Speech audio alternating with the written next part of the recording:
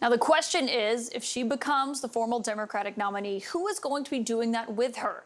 The search for a running mate is very much on, with only 28 days to go before the Democratic convention in Chicago. And my lead source tonight is a governor who is widely being discussed as being near the top of Harris's shortlist. And joining me now is the Kentucky governor, Andy Beshear. Governor, it's great to have you back here on The Source. You just heard Vice President Harris addressing the campaign staff that is now her campaign staff in the last 24 hours. Obviously, it's been quite the 24 hours for her, for really everybody witnessing this. And I know you spoke to her yesterday. How'd that conversation go? Well, thank you for having me. And I can't start without thanking President Biden for his incredible service. From leading us out of a pandemic at record speed to being there for Kentuckians after tornadoes and floods, to helping us build the best economy of our lifetime, including the two biggest battery plants on planet Earth. He is an incredible American. I'm grateful for all the money to bring internet to every household in Kentucky, for clean drinking water, and for so much. With that said, I am excited to fully endorse the vice president to be the next president of the United States. She called me personally just hours after President Biden's announcement, and I admit that means a lot to me, but I'm not the only one. 10 hours on the phone doing the hard work that it takes to bring together the coalition that you see coming around her. There is so much energy, and it's energy because we know her.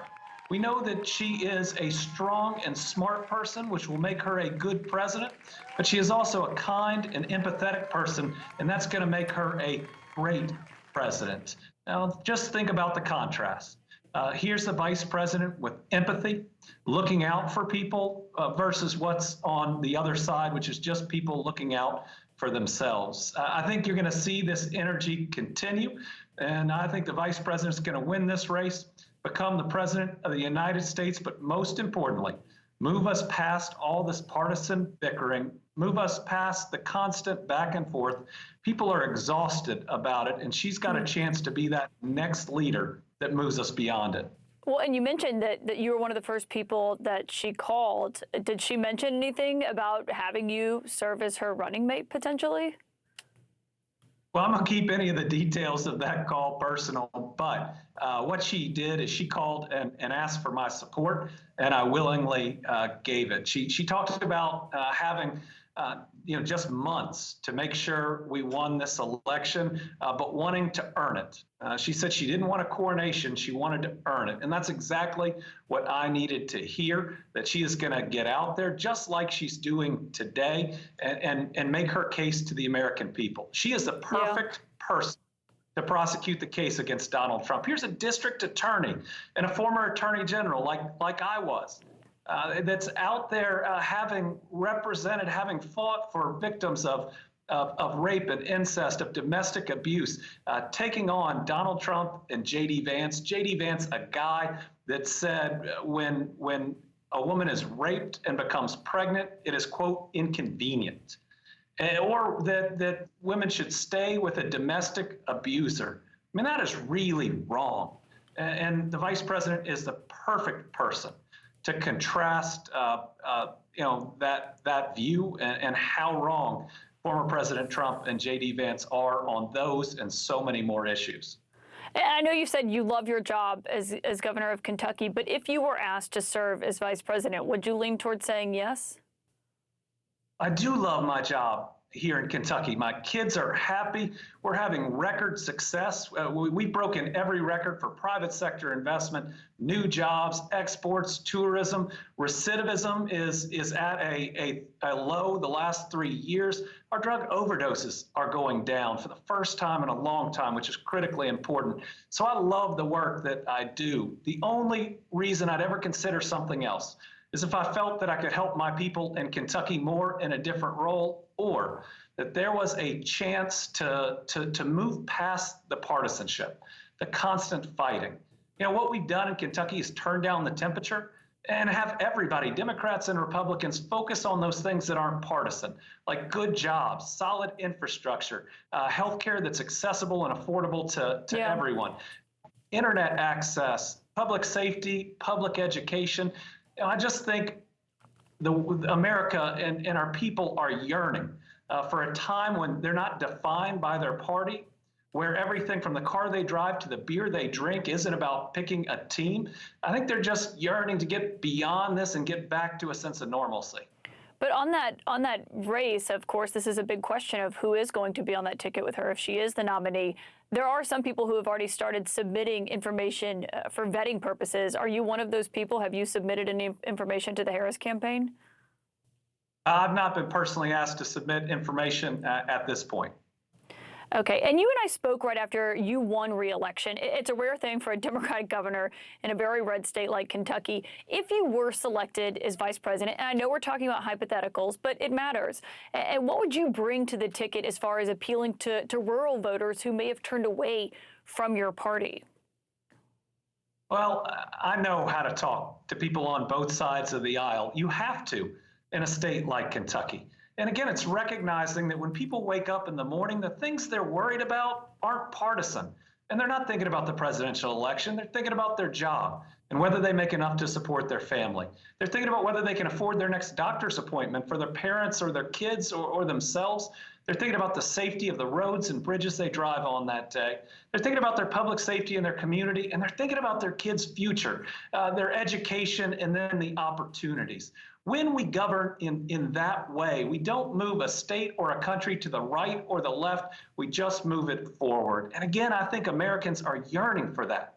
Now, stop the right and left. Everything isn't Democrat or Republican. If we're going to lead correctly, we can't view the world through a red or a blue lens when everything one team does is supposed to be right and everything the other team does is supposed to be wrong. People just want a better life, and they want leaders that will work for the benefit of everyone. When you create good jobs, you help Democrats and Republicans, independents, and anybody else, whether they voted for you or not. You know, my rule has always been, yes, I run as a proud Democrat, but the moment I win, I take that hat off and I try to serve every single Kentuckian. It's why I go to every part of the state, why we've created jobs everywhere, because there's not a Democratic or Republican job. There's just a community that need them and families that are improved by them. Yeah, it sounds like you think you'd be able to help bring in some of those more moderate voters. But obviously, you know, this race, if it shapes up the way it is looking right now, would be Harris and Trump at the top of the ticket. I want you to listen to what J.D. Vance said today, Senator J.D. Vance, at his first solo rally since he was named as Donald Trump's running mate. This is not okay, ladies and gentlemen. You cannot, for 3.5 years, take a guy who clearly didn't have the mental capacity to do the job. Kamala Harris lied about it. My Senate Democratic colleagues lied about it. The media lied about it. Every single person who saw Joe Biden knew that he wasn't capable of doing the job. And for 3 years, they said nothing until he became political dead weight. What's your reaction to that, Governor? Well, first, he ought to call the vice president by her title. She earned it. She is Vice President Harris. But the second is they're grasping for straws. Listen, J.D. Vance is a phony. He's fake. I mean, he first says that Donald Trump is like Hitler, and now he's acting like he's Lincoln. I mean, the problem with J.D. Vance is he has no conviction, but I guess his running mate has 34. Well, I'm glad you brought him up because he just responded to something you said today when you are calling him phony this morning. You said that, you know, he ain't Appalachia, as, you know, he talks about his roots and growing up in Ohio, but being raised in the summers by his grandmother in Kentucky. And he just responded to what you had to say. I want you to listen to that. It's very weird to have a guy whose first job was at a stats law firm and inherited the governorship from his father criticize my origin story. Like, yes, nobody gave me the governorship and nobody gave me a job except for my father was. I'm proud of that. He said, nobody gave me the governorship and nobody gave me a job because of who my father was. I'm proud of that. Obviously a reference to your own father. What's your response to those comments from Senator Vance? Well, what was weird was him joking about racism today and then talking about Diet Mountain Dew. Who drinks Diet Mountain Dew? But in all seriousness, he ain't from here. He is not from Kentucky. Listen, this is a guy who would come maybe in the summers for some period of time or to weddings or funerals. And then he claims to be from Eastern Kentucky. tries to write a book about it to profit off our people, and then he calls us lazy. And this makes me angry, but it especially makes me angry about our people in Eastern Kentucky.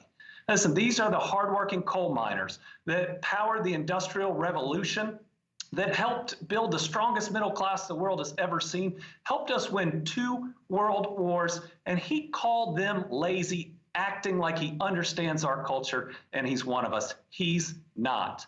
This is a guy who went out to Silicon Valley that's trying to be an everyman. He ain't one of us.